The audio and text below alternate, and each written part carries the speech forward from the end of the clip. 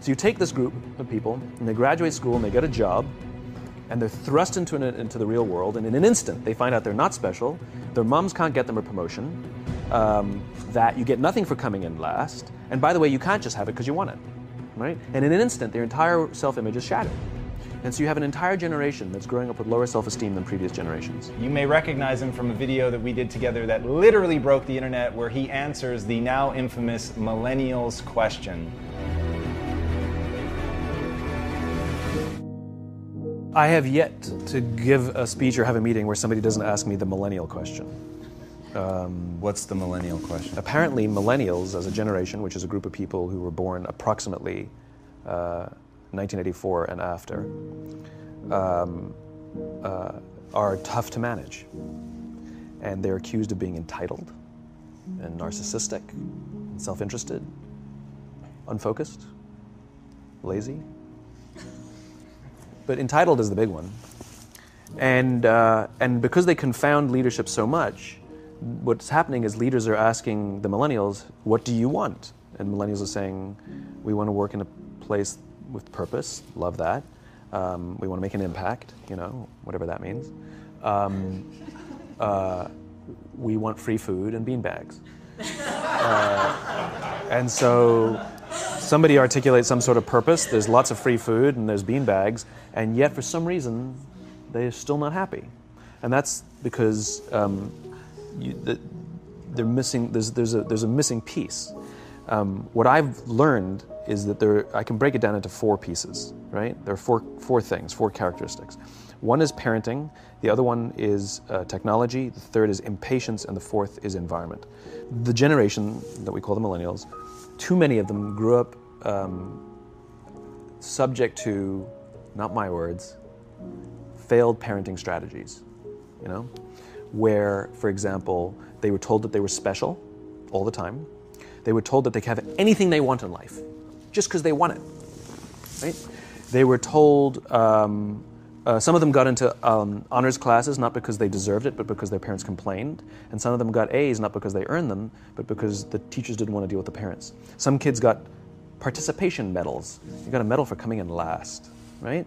Which the science we know is pretty clear, which is it devalues the medal and the reward for those who actually work hard. And it actually makes the person who comes in last feel embarrassed because they know they didn't deserve it, so it actually makes them feel worse, right? So you take this group of people, and they graduate school, and they get a job, and they're thrust into the real world, and in an instant, they find out they're not special, their moms can't get them a promotion, that you get nothing for coming in last, and by the way, you can't just have it because you want it, right? And in an instant, their entire self-image is shattered. And so you have an entire generation that's growing up with lower self-esteem than previous generations.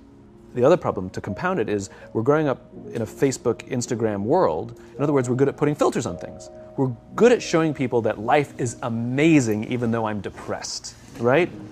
And so everybody sounds tough, and everybody sounds like they got it all figured out. And the reality is there's very little toughness, and most people don't have it figured out. And so when the more senior people say, well, what should we do? They sound like, this is what you got to do. And they have no clue, right? So you have an entire generation growing up with lower self-esteem than previous generations, right? Through no fault of their own. Through no fault of their own, right? They were dealt a bad hand, right? Now let's add in technology. We know that engagement with social media and our cell phones releases a chemical called dopamine. That's why when you get a text, it feels good, right? So we've all had it where you're feeling a little bit down or feeling a bit lonely, and so you send out 10 texts to 10 friends, hi, hi, hi, hi, hi, because it feels good when you get a response, right? Right? It's why we count the likes. It's why we go back 10 times to see if my Instagram is growing slower. Did I do something wrong? Do they not like me anymore? Right? The trauma for young kids to be unfriended, right? Because we know when you get a hit of dopamine, which feels good. It's why we like it. It's why we keep going back to it. Dopamine is the exact same chemical that makes us feel good when we smoke, when we drink, and when we gamble. In other words, it's highly, highly addictive. Right? We have age restrictions on smoking, gambling, and alcohol, and we have no age restrictions on social media and cell phones, which is the equivalent of opening up the liquor cabinet and saying to our teenagers, hey, by the way, this adolescence thing, if it gets you down, But that's basically what's happening. That's basically what's happening, right? That's basically what happened. You have an entire generation that has access to an addictive, numbing chemical called dopamine through social media and cell phones as they're going through the high stress of adolescence. Why is this important? Almost every alcoholic discovered alcohol when they were teenagers. When we're very, very young, the only approval we need is the approval of our parents. And as we go through adolescence, we make this transition where we now need the approval of our peers. Very frustrating for our parents, very important for us. It allows us to acculturate outside of our immediate families into the broader tribe, right? It's a highly, highly stressful and anxious period of our lives, and we're supposed to learn to rely on our friends.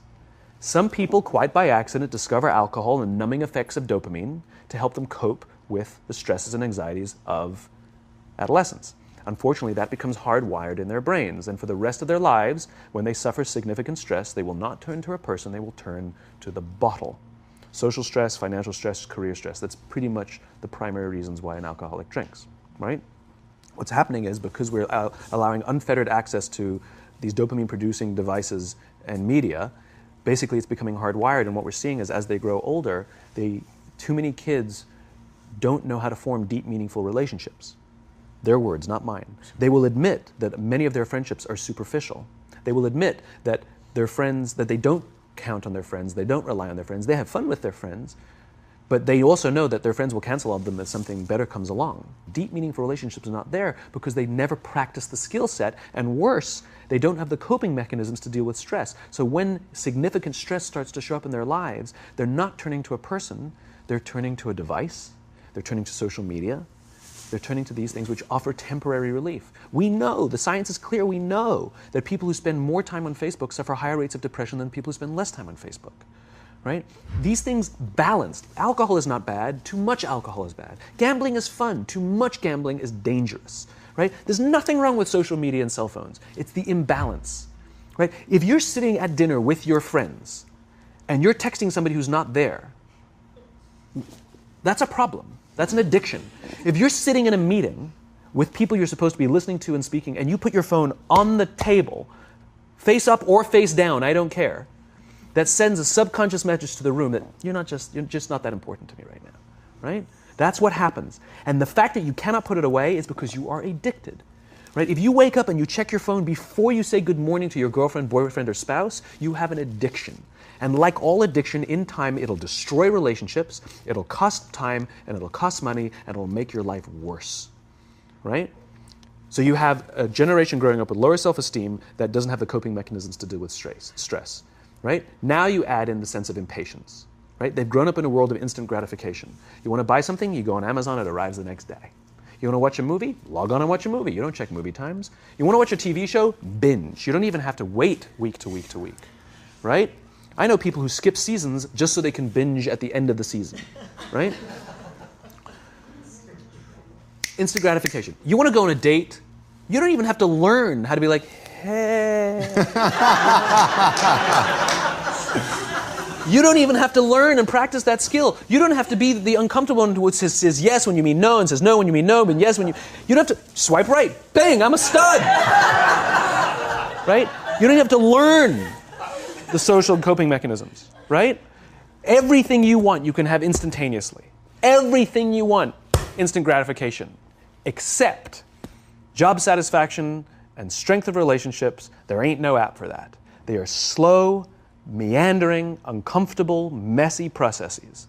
And so I keep meeting these wonderful, fantastic, idealistic, hardworking, smart kids. They've just graduated school. They're in their entry-level job. I sit down with them and I go, how's it going? They go, I think I'm going to quit.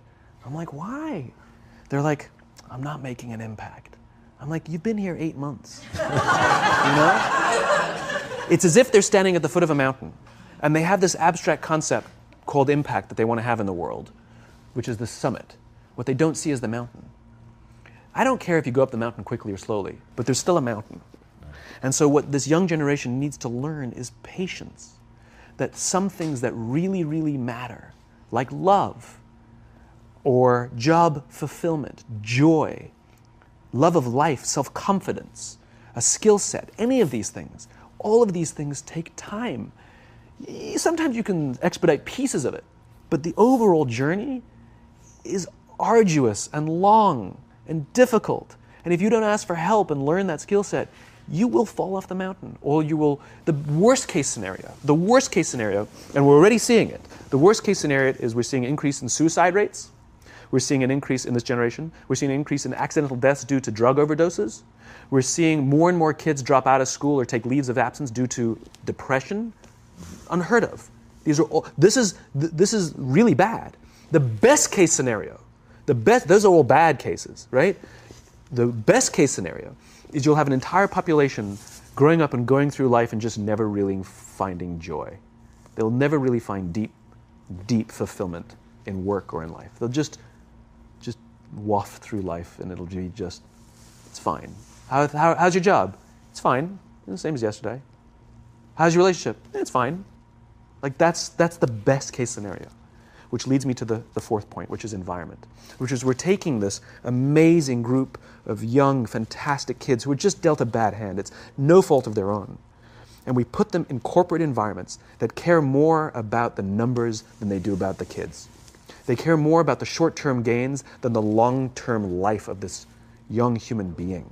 We care more about the year than the lifetime, right? And so we are putting them in corporate environments that aren't helping them build their confidence, that aren't helping them learn the skills of cooperation, that aren't helping them overcome the challenges of a digital world and finding more balance, that isn't helping them overcome the need to have instant gratification and teach them the joys and impact and the fulfillment you get from working hard on something for a long time that cannot be done in a month or even in a year.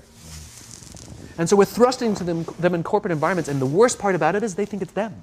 They blame themselves. They think it's them who can't deal. And so it makes it all worse. It's not. I'm here to tell them it's not them. It's the corporations. It's the corporate environments. It's the total lack of good leadership in our world today that is making them feel the way they do.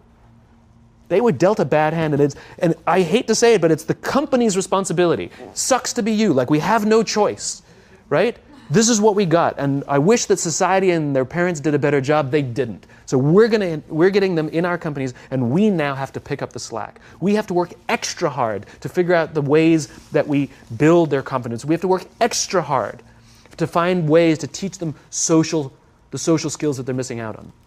There should be no cell phones in conference rooms. None. Zero. And I don't mean the kind of like sitting outside waiting to text. I mean like when you're sitting and waiting for a meeting to start, this is what we all do. We all sit here and wait for the meeting to start. Meeting starting? Okay. And we start the meeting. No, that's not how relationships are formed. Remember we talked about it's the little things? Relationships are formed this way. We're waiting for a meeting to start and we go, how's your dad? I heard he was in the hospital. Oh, he's really good. Thanks for asking. He's actually at home now. Oh, I'm really glad. It was really amazing. I know, it was really scary for a while. That's how you form relationships. Hey, did you ever get that report done? Oh my God, no, I didn't. I'll help you out. Can I help you out with that? Really? That's how trust forms. Trust doesn't form at an event in a day. Even bad times don't form trust immediately. It's the slow, steady consistency. And we have to create mechanisms where we allow for those little innocuous interactions to happen. But when we allow cell phones in conference rooms, we just, okay, have the meeting. And then my favorite is like when there's a cell phone there and you go like this, you go. It rings and you go. I'm not going to answer that. Like, Mr. Magnanimous, you know? When you're out for dinner with your friends, like I do this with my friends. When we're going out for dinner and we're leaving together, we'll leave our cell phones at home.